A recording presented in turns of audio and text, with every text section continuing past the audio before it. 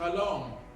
برای جلوگیری فوری از فاجعه ها از تمام رؤسای جمهور پیشین، مراجع تقلید، وزرا، افراد مشهور، ورزشکاران، خوانندگان، بازیگران، هنرمندان، امامان جمعه، مخصوصاً همه اعضای شورای عالی امنیت ملی، تشخیص مصلحت نظام، شورای نگهبان و مجلس خبرگان که رهبر، رئیس جمهور و نمایندگان را تأیید کردید، درخواست می‌کنیم لطفاً خیلی فوری جلوی فاجعه ها را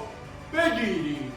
با تشکر فراوان، یاور آقای عالی.